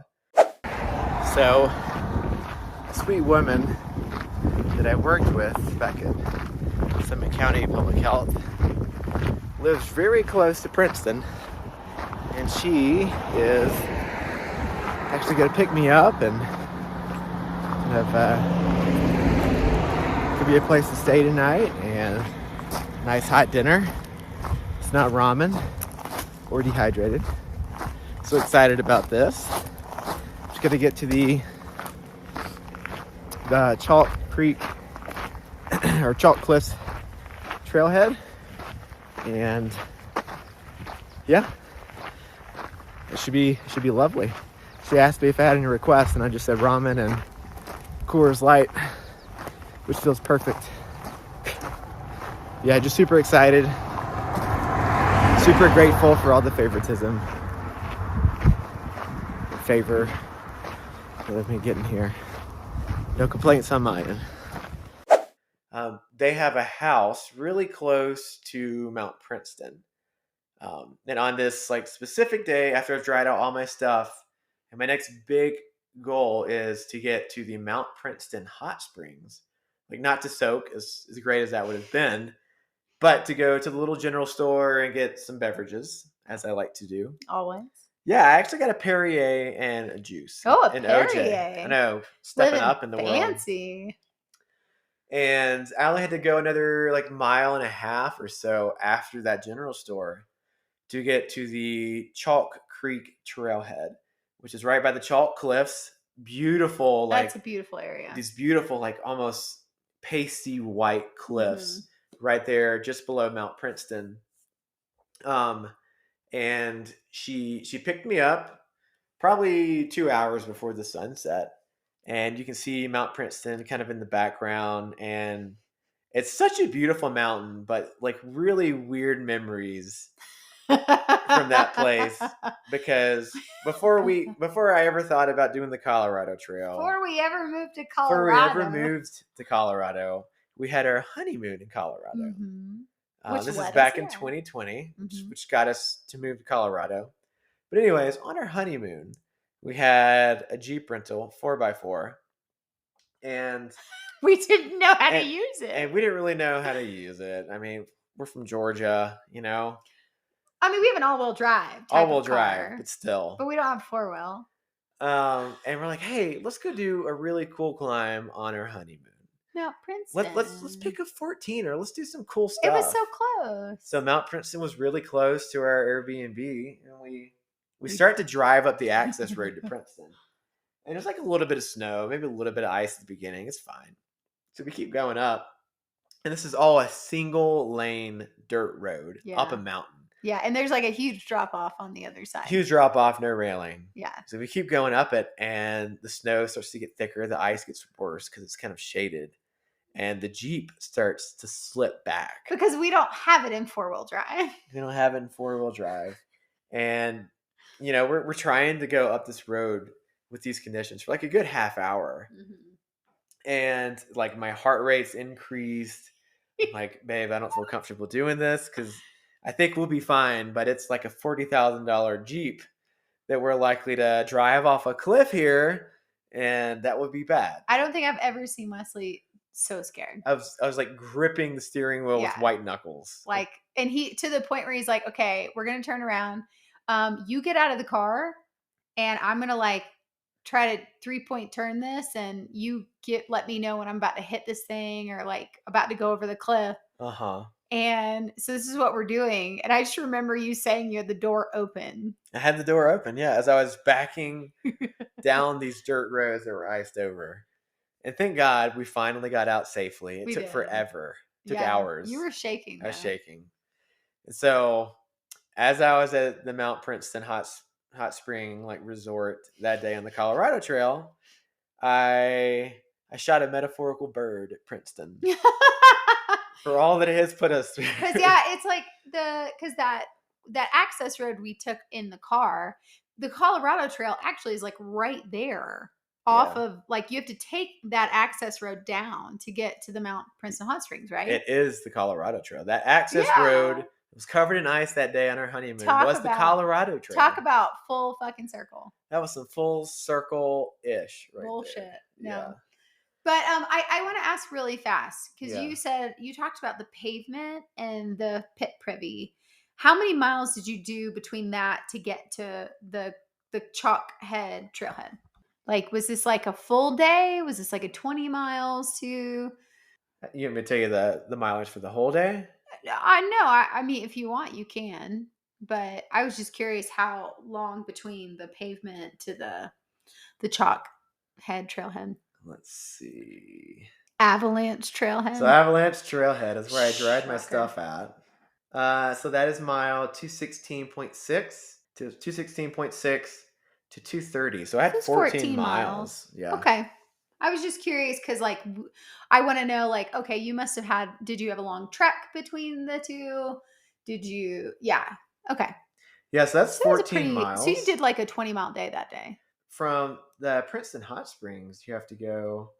So from 230, it takes you to the Chalk Creek Trailhead. Mm-hmm.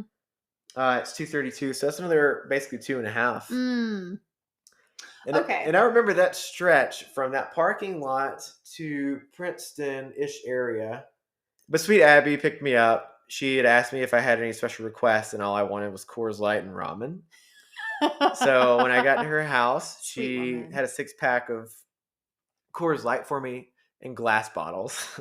I should have specified cans. Cans. Hard to Yeah. pack out glass bottles. Yeah. So I had dinner with her and her husband Andy. Andy used to actually um, be a mountaineering guide in Nepal, which Which is is super super cool stuff. legit. And she and Andy are still bikers today, and they still get out and do things. We But really need to get together with I them. really want to. I Yeah. think you would love both of them. Yeah, we need to figure that out. But they were kind of asking me like my story and why I chose to do longer hiking. Like sometimes I tend to get a little negative. I admit that. But I started talking about how I just kind of been suffering the last few days and all the I mean, rain it and was the a hard wet. mental place. Yeah. And that's when he's like, "Well, I think I have to disagree with you there." He's like, "I think you've chosen to do this, so you're choosing to endure it. You're not suffering because suffering is out of your control." I was like, "Wow, It's a really good definition. that's a really like deep and good definition you gave." Hmm. And so that kind of like changed the way that I looked at challenges. Oh, it's kind of like how when I was running, okay, then when my shoulder dislocated, Uh is huh. that suffering? Because I didn't choose for my shoulder to dislocate. I mean, anything that you experience like on your run, like you were enduring it, but like your shoulder, I don't. I think, See, that's where I'm wondering, like, I did not ever, like, I can't get out of my shoulder dislocating and me having surgery yeah. and then going through this process post surgery. I think there's. I mean, it's always a gray area, Yeah. right? Like you were choosing to get out of breath, to get the scrapes and the bruises on your run on Bierstadt. Right, but I didn't choose You didn't to, choose to do a shoulder roll and screw up your shoulder. or did I? Because my brain did it, but I I don't didn't know. choose. Well, no, I guess I did choose all of this because I chose to run. I didn't choose to trip, but there's always a risk in You tripping. didn't choose the aftermath, but you chose to like be flying Yes. downhill because you were riding a high of Yeah. flying past people. Yeah, and it was a 14er. And as a 14er. And I was trying to get done fast. So like yes and no. Yeah, but I guess I can see though, I guess it's that the idea of you can always get off of a trail, like it's a choice. Yeah. But like I couldn't necessarily when it comes to my shoulder, it's like I can't do things that I wanted to do anymore right Yeah. now. Yeah. So then is that I don't have a choice then. At this point, no, you don't have a choice. So is enduring mean you have a choice? Suffering means you don't have a choice. I think so. And I think that once you finally got your MRI and your x-rays and you went to Yeah. the Sedman clinic, they're like, hey, like you've really messed up your shoulder. Yeah. Like at that point, the choice is taken away from you. Yeah. It's Yeah. like no, surgery is really your option. Yeah. Yeah. And so I think since all that has happened, like you've kind of been suffering a little Yeah. bit. Okay. Well, no, that's helpful. You chose to have the surgery. Technically, yes, but it was like I felt like I was backed into a corner because Yeah. they said, "Well, if you want to keep being active and if you want to do through hikes, like you should get Hmm. the surgery." Yeah. I mean, and that was your choice. And I think it was the right Yeah. choice. Yeah. Because now you're on the road to recovery and you're out here doing little snowy hikes. Yeah. But So yeah, anyway, but no, I see what you're saying. sorry, I it's hard to wrap my head around like because I go into extremes. And so it's Yeah. like I can understand suffering is like when people in Gaza are stuck and they Yeah. can't get out and they're like dying and their loved ones are dying. Like Yeah. that's suffering because you Hmm. literally have no choice. Yeah. But like I totally understand we live where we do and we have choice and we have like Hmm. we choose to endure when we're through hiking. I totally get that because we could get off of a through hike in 5 seconds if we wanted to. Yeah. But I mean, It's not. there's like but there's gray area in between, because if you're on a Yeah. through hike and you get mauled by a bear, yeah, you're fucking suffering because you're just mauled by a bear. Yeah, it's like That you was didn't completely choose out of for your a bear control. to come up to you and take you down. Yeah, you chose to keep hiking, but you didn't say, "Hey, bear, come and like gnaw my thigh." Right. Yeah, you just didn't. Like those people in Yellowstone, that what's the name, the podcast they were talking about, Oh my when the god, bears tooth and claw. Yes, ate people. yes, It's like you didn't choose that life, but that yeah. that was That was terrible. That was so intense. terrible. Oh, but anyway. Okay. But We yeah, can digress from this, but I was just but no, I think I get what he's saying, because Andy yeah. has been through a lot in his life and he's seen a lot. He has, yeah. and I guess that he has just seen like a delineation between the Yeah. two. Yeah. And I definitely agree that there's gray spaces Mm-hmm. along that line too. Yeah. But yeah, so they were great people to have been hosted by. Super appreciative. And then it was the next day. Abby cooked me breakfast. Andy was already off doing some errands. I got a sweet picture with Abby just before I said goodbye, and I hiked up through the Browns Creek area where you and I have also hiked. Yes. Whenever I hiked it, it was nice and dry, like you When and we I hiked it, hiked it was it. snowy. Mm-hmm. Yeah. It was completely snowed over then. Yeah. The creek was almost frozen, and we camped in snow. Yeah, we sure did. Yeah, and that was Yeah. fun. But it was a beautiful climb. Yeah. Yeah. But I still appreciated that area, and I feel like every time I hike through these spots that you and I had already done, like I had flashbacks to Aw. moments whenever you and I were doing it. Yeah. Yeah, but I mean, this is pretty just like a straightforward end of week 2. How many miles did you do that day? Let's see. Yes, on day 14. Let me see. 21.9 miles. Nice. Pretty good. You know where the end of this day took me? Where? Took me to Highway 50. You know, it was waiting at the end of end. Highway 50. Trail Magic? Yeah, the Monarch Spur RV Park, and then you and your sister came to pick me up. Then? Yes. Oh my gosh. So the same day that Abby dropped me off, I saw you and Amber. I didn't realize it was the same day. Yeah. Well, so I'm at the Monarch Spur RV Park, and the owners are just as sweet and kind as they can be. They have 2 hiker boxes, one for food, one for equipment. Give me a beer, and they have cold drinks. Oh, okay. So Uh-huh. Amber, my little sister, who came to see me while I was in my space with my shoulder, we actually realized we were within 2 hours of driving? Yeah. And it was a yeah. weekend, and I was like, "Amber, you wanna go with me?" And she's like, "Let's do it." So we went and saw Wesley for the weekend. But it was super quick. It was like overnight, and then Uh-huh. we dropped you back off at the trail. But yes, I remember we picked you up. Yeah. You picked me up from the Monarch Spur RV Park. Those Yeah. people were so sweet. They gave me free beer and like Aw. whole thing. Great venue, super hiker friendly. If you get the chance, go to the Monarch Spur RV Park. I know that is like right by the Butterfly House, and a lot of people like the Yeah. quirkiness of that. But I'm partial to more quiet spaces. Yeah. So I went there, and then you and I and Amber went to the Angel of Chavano campground and camped, and Mhm. I probably ate about 8 sausage dogs, and I Yeah, regretted it the next day. Yeah, we bought like a ton of brats Uh-huh. that we cooked in the campfire. Yeah. It was a great little respite, and you brought the last Yeah. of the dehydrated food resupplies Yeah. that I would get to pull from. And that was the last time I would see him until he finished. Yeah, it really Yeah. was. It would be 10 days later, right? Yeah, 10 days later. Oh. And that's the end of week 2. It's the end of week 2. I know. By this point, let's see, what is this spot on the map? You were at 268 or something like that Yeah, by so the this end of is that. day 14, and we are at mile 253.2 going Sobo. And then you really kicked it into high gear.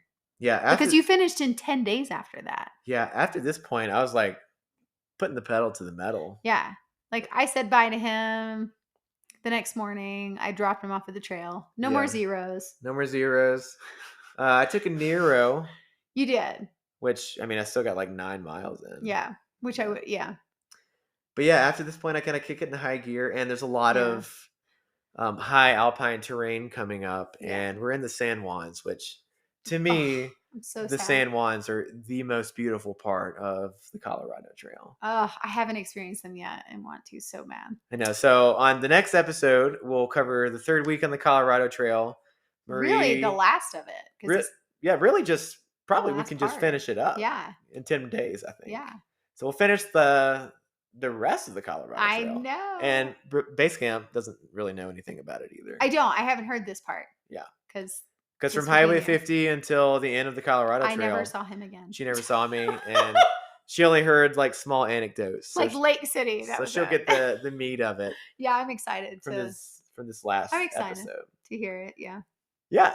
Before we wrap things up, though, I think we should do a question of the Question day. of the day. Do you want to do the one that we did before? Yeah, I want to ask you a question. Yeah. So, what has been the hardest part for you since your shoulder injury? Has it been mental? Has it been physical? Combination? Because I know you haven't been able to do a whole lot. Yeah. And second part of that question, what advice would you give to people who have a disability or who have come across some type of injury that takes them off of the trail or Yeah. keeps them out of some activity that they love to do? Yeah. So the first part, I would say it's been both. It's really hard for people to tell you like you can't do something. Um because it could potentially like re-injure you and you could dislocate your shoulder and then pull anchors out of your bone. Like it's just such a process where you're like, oh man, I really can't do what I do all the time, which I love to run. I love to hike. I'm very active. Like before this all happened, we were doing 14ers, we were doing like 30, 40 mile weekends. Um, I could still do 20 mile days. And so I was really still active. And then all of a sudden it was like, halt, you can't do anything. Like you can't, I couldn't, they were like, if you trip and fall at this point in the game, like you could literally pop out your anchors or pull the sutures out. And so I walked on the bike path is what I could do. Sidewalks and bike paths A was paved a bike paved path. bike path, but Yeah. no rocks, no trails, no outdoor type of things. And so it was really mentally hard in that way because that's the way I process things is going outside. Um and then I think physically it was hard because I did gain weight because I wasn't able to just like go out and do things. I think taking narcotics and laying in bed for like a whole week, like, it does something to your body. And And even before that, you had taken a steroid because yeah, and I'd gained weight. Yeah. you had been pretty sick. Yeah. And so I think that physically I was really struggling.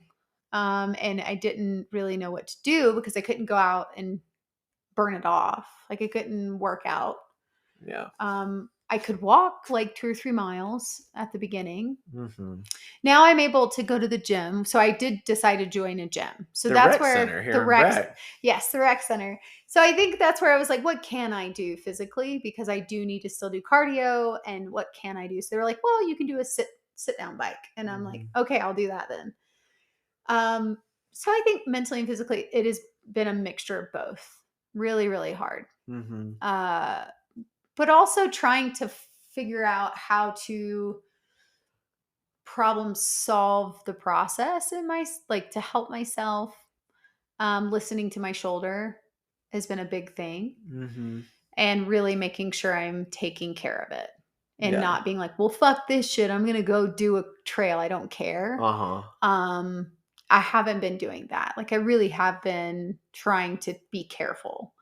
And, we just started hiking trails. Like I've just started hiking trails the last couple weeks with rocks. Yeah. And I think coming back now, it's so exciting because I'm like, oh my gosh. Wait, explain with rocks. Oh, so like just like tons of rocks on trails that will be there as like Trip hazards. trip hazards. Yeah. I couldn't do like anything super hard. I couldn't do any climbs. I mean, after the surgery. Yeah, I mean, if you've ever been out in nature before, most trails have rocks on them, just to emphasize that. So that drastically limited anything that she could do. Again, it had to Drastically. be Yeah. paved and leveled. Yeah. Yeah. And not super crazy climbs, which in Colorado that's very hard to find. Yeah. Like if to not find a climb. Hmm. Which I miss climbing. And so that was really hard. And I think for people, if something happens or physically, if you feel like you can't go out and do something, or if something happens to you and you aren't able to get on a trail or do something you love, I think for me, I am able to get back on a trail Yeah. after this. Like Hmm. I am able to still walk. I am able to still run after this. Hmm. There is like, you know, a different level now where they were like, well, if you did a hard fall again, I can't guarantee that you wouldn't, re-injure the shoulder again. Like there is that Yeah. level involved, but it's not going to stop me from hiking or running again. You can take a little Um, bit more of a beating now. yeah, Like I wouldn't say trip and fall on that shoulder, right. but if you accidentally like stumble or kick some rocks, I'm fine now, you're but okay. they did say that if I tripped and fell again in a hard way like I did before, they can't guarantee that it wouldn't pop out or rip again. Yeah. Yeah. You have that level of possibility again, but it's not going to stop me from Yeah. doing it. Yeah. And I think for me, what I had to do was find hope that I could do, like do certain things. And not Hmm. even like I can't think about the future right now. I can't think about even wearing a 50-pound pack. All I'm thinking about is, okay, this week I am doing this exercise and I get to do the elliptical now. And I Yeah. get like it's very short little celebrations. And Hmm. it's like when you're through hiking, you don't look at the end. You don't like when you're at the very beginning in Mexico, you don't think, okay, I'm 2,650 miles now. Look, I did a mile. Good job. Now, No, now I no, got no. 2,649 miles. That would be so exhausting and frustrating. And I think that the only way I feel like I can mentally stay sane is by not thinking I'm like, here's the end. I Uh-huh. have to think, okay, I'm in week 1 and this is what I'm doing this week. And here are my checkpoints. And then by week 9, I am going to be here and I get to do this. And like taking my sling off was a huge celebration. And now Yeah. I actually get to use my arm. That's a huge celebration. Hmm. Now I get to go on a hike. That's a huge celebration. You've even come home from your PT sessions and be like, oh, next week I get to do isometrics, Yeah. and then I get to do resistance training, Yeah. Yeah. and now I can actually take the sling off. Yeah. Like you verbalize these little Like checkpoints. I'm really excited. Yeah. Yeah. Um But I also like have the hope of like, okay, I'm gonna do a long through hike again. So I do have that in the like, it's like there to remember and be like, this is where I'm going. And this is to remind myself that like I'm going to do 14ers again. I'm not gonna let a Yeah. 14er stop me from living my life. Like I'm not going to let the fact that I fell and I dislocated my shoulder stop me from doing another 14er again. Like Hmm. I'm going to go back on that same 14er and I'm going to do it again Yeah. because I need to overcome that fear. And so, And people's situations may be different. Like yeah, they may not physically be able to go and do the same things they did before. right. But they need to find, you're saying they need to find like these little I think it's checkpoints and these to goals. find places they can celebrate themselves. Okay. That's what it is. It's like finding things that you love, that you know that you need, Yeah. and then being able to do those things because I love being out in nature, but it's like, okay, I might not be able to do 40 miles right now. I might not be able to carry a pack, but hey, we can go out and do a beautiful trail to this beautiful lake today that's 5 miles. And Yeah. it's a hard climb. And the fact that I can do that climb now is a celebration Without trekking poles. without trekking poles. And like, it's a celebration for me. Hmm. But, but yeah, and then I think that people that are like had something traumatic happen to them, but they can grow back into a physical state to do it again. I would Hmm. say to them, like, hey, like, keep going. Don't let yourself stop Hmm. in that space and be like, oh, I can't do it anymore. because you can. It Yeah. just takes time, and you have to give yourself that time. And so Hmm. I think for everyone it's different. It's going to be different. Yeah. But yeah. I think some advice that I would give too is, I've gotten stuck in my head a lot. Being 35, it's a lot of time to be stuck in your own thoughts and then like get in your own way. So the advice that I would give is go get outside or go do what you love and see what you're capable of doing. Like, don't overthink it sometimes. Just go and do things if you have the chance to. Like, if you have the financial opportunity to do it, Then do it. I then do would it. say for people though who have gone through something traumatic, Oh, definitely. I'm just way talking like in different. You're general. talking just people that have a normal body that haven't been through anything. Definitely, definitely. Right. Because for me, I would say, like, grieve it out if you have gone through something traumatic. Like, you have to feel that space of, like, I don't have what, like, I've lost something Uh-huh. or I don't have what I love. And so you do have to feel that grief of, like, you have to feel anger, feel the sadness, and let yourself be there.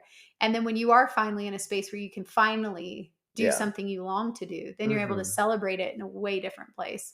But for people who just like get stuck in their heads and like, I don't know, should I do this or not? Should I go on a through hike? Well, I think people can get stuck in their heads after they've suffered through something though. Because that Well, that could it's that could trauma be a huge though. like traumatic handicap. But it's trauma. So that's the thing is, and that's why, like, because your body is holding this space of, well, I want to protect you Mhm. because you hurt yourself and you went through a really painful time. So I want to make sure you don't do that again. And so Yeah. it's not just mind, it's like your body's actually responding to this moment as well. So because when you go through trauma like that, your brain releases a chemical into your body, and that chemical holds in your body. Yeah. So you hold that memory in spaces in your play, like in Yeah. yourself. And so when you go back into that place, like, it's important to be able to like go back to that place one day and Yeah. be like, I can do this again, to show your body, Mhm. hey, I'm safe, I can do this, and I'm going to be okay. And so I think it varies between people, but people who go through trauma understand that they're going to have a legit body response, Mhm. and they're going to be super scared, and they're going to be shaking, Yeah. and they're going to feel like they can't do it. Yeah. But that's why it's important to have people around you that say, no, you can. That's helpful to hear. And like, let's see what you can do with this. And if you don't feel like you can do it today, that's fine. See, I'll be your cheerleader. And I look forward to seeing you conquering Bierstadt and running down it. No, thank you. I know I that will. might be a difficult time for you, but Yeah. He won't let me do it without him next time, no, I apparently. will be with you next time. And I will be your cheerleader. I shall cheer for you. No, thank you. Yeah. Anyway, well, Yeah. everyone, thanks for listening to this podcast. We're going to go eat our eggplant parmesan now because it smells so good. Yeah. If you want to hear more about like these, I don't know, how you would handle trauma or handle all these situations, just let us know. If you want to hear more stuff like on like the emotional Mental? mental challenges that we've experienced on our hikes, or even just stuff like what Basecamp is going through, she can, elaborate on this a little bit more, because I know everybody's going through their own personal struggles, and maybe it's nice to just hear this rando married couple just bullshit their way through a podcast episode about all their experiences through this kind of stuff. Yeah. So yeah, just let us know. What? Nothing. No, I think it's great, and I do think there also comes a time where you do have to have someone saying, "Hey, you do just need to get out of your head." This Like, is that's why a real thing. this is why Like, we work well as a couple. that's true. Well, if Wesley ever said to me, you just need to get out of your head," I'd probably be like, I would never say it to her that way. I'd probably just give him the death I stare. would be signing my own death wish. but That's true. But I do think there does come a time where people, if they have a longing for something Yeah. and they want, like, they've been dreaming of through, like, we hear this a lot ever since we told people about through hiking. They'll be like, oh man, I really want to do that. And I'm like, well, Yeah. have you? And they're like, no. And I'm like, well, why? And they're like, well, I just don't know. Like, I don't know if I can leave my parents, or I don't know if I can leave my sister. Like, there's just like all of these things that people say. And I'm like, and that's where I'm like, well, get out of your fucking head. Yeah. Like, this is where, if you really want to do it, then fucking do it. Like, Like, don't keep putting it off Yeah. and making excuses for something that you feel like you want to do. Or do you just want to address the fact that you're scared, Mm-hmm. that you don't want to do it because you're scared you're going to fail? Yeah. Because that's the fear of a through hike. Nobody wants to fail. No, no one wants to start something because it feels so daunting to do a through hike like that. Yeah. And really, what I really probably should say to those people are, so are you afraid that your parents, like, are you afraid of that? Or are you just afraid, like, what are you afraid of? You're Like, getting into a therapy session that's the now. real question. So there was this guy named Bigfoot, and we met him on the PCT Sweet Bigfoot. around Sonora Pass, which is by Kennedy North, right? Yeah. Yeah, it's Kennedy North. And Bigfoot had back issues, Yeah. like pretty bad back issues, so bad that And he was in his 50s, right? He was in his late 50s. 50s, yeah. But back issues so bad that that's like you would see him hiking like He would look upright, and then 2 hours later you'd catch him, He looked or like he the would catch you, hunchback. and he would be hunched over. And one time I had to actually Yeah. get on his back with my hands and knees and just pop his spine out for And he him. was fine. And he was fine. But I say that because the entire time that we knew Bigfoot, he was troubleshooting his back, and he was trying to lower his weight so that it wasn't weighing down on his back. And he fucking sucked it up and just kept trying. He kept problem solving new things. He loved what he was doing. And I mean, he was out there to support his daughter too, because she was also hiking the PCT. Yeah, he was so happy to be out there. And I just think people like that are such a big inspiration. Yeah. You know, like to have some random guy, hey, would you mind like popping my back for me? I'm actually almost incapacitated. Like, he literally, when we came upon him, like a couple hours later, he was like hunched over. I didn't even recognize him because we were coming up on him, and I was like, who is that? And I think Wesley was like, I think that's Bigfoot. I mean, he was hunched over, like half size, because he couldn't pull his back up. And then that's when he was like, would you do me a big favor? Could you please pop my back? But you know what? We went out there and we did the most dangerous glissade of the whole PCT with that fucker. With him.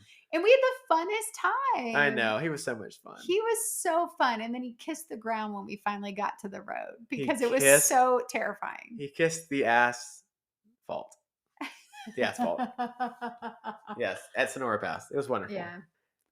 To cut his base weight, he kept I remember he kept having like long talks with this other hiker named Mama Troll, who is from Scotland. He's from Scotland, and Mama Troll told him to get rid of his sealskin socks. Yes. And so instead of using sealskin socks. Yeah, say that 10 times. Yeah, that's a tough one. Which weighed what? A couple ounces. Yeah. He took Ziploc bags out there and put his feet in Ziploc bags to cut his base weight. And it's the funniest picture I have. Oh, it's amazing. It is. But you know what? Like, but by that point, you didn't need sealskins. No, you didn't. No. But yeah, I remember when he had Ziplocs, and we were like, what is on your feet? So yeah, there's a good motto. BLB. Be like Bigfoot. Be like Bigfoot. Yeah. Who learned in his 50s that he always had a dream to do that. And then he sees his daughter, who's like 20 years old, do it. And he's like, why am I not doing this? Mm-hmm. I need to do this. Yeah. Because you do only live once, and you only get one shot at life. It's true. And so if you really want to do something like this, do it. Just do it. Figure it out. Even if it takes you a year or two to plan it, then just start planning it. Be like Shia LaBeouf. Just do it. No, just don't. Do it. Don't. Don't let your dreams just be your dreams. Be like Bigfoot, not Shia LaBeouf. Do not watch the Transformers movies. They're all terrible. Well, that's not his fault. That's not Shia LaBeouf's fault. I'm just saying. That is the director's fault. 100%. I can have a whole film conversation about this, but actors, it's not their fault. That'll be a subscriber episode. Okay. Yeah. And to that, we're gonna wrap things up now. Thanks for listening. Thanks for listening, everyone. BLB. Be like Bigfoot. Be like Bigfoot and be like Basecamp. Oh. You like that? Oh. Because I am gonna go do another through hike again. Yeah. Y'all. Yeah. I'm gonna carry a 50-pound pack again. Y'all. And for those of you who don't have like any traumatic experiences, be like YL. Be like Yeti legs. Who hasn't had any I'm so glad you have it. My traumatic experiences have been lived vicariously through you. Yeah, that's true. I guess That's emotionally. True. Yeah. Yeah. Anyway. Anyways, y'all have a great and wonderful November time. Doing whatever you're doing. November X, whenever we publish this episode. Whether you're driving in a car, walking down a path, running, or hiking. Or taking a romantic bubble bath by yourself. Or pooping. Or that. Enjoy. Bye. Bye-bye. Well, everyone, we hope you're enjoying our podcast. Yeti Walks into Basecamp. We're your hosts. I'm Basecamp. And I'm Yeti Legs. If you enjoy this podcast, please let us know in the comments below. Or you can also shoot us an email to our podcast, Yeti Walks IntoBasecamp at gmail.com. So it's just the name of our podcast, all together, all lowercase. We look forward to hearing from you. And if you do enjoy our episodes, please be sure to like and subscribe. And if there are any pertinent links or other information that you're interested in from the episode, just find that in the show notes below. Yes, and so I also wanted to give a shout out and a thank you to Ryan G for our intro and Bradley Black for our outro. Thanks, guys. Thank you. And as we like to say in the hiking community, Happy trails.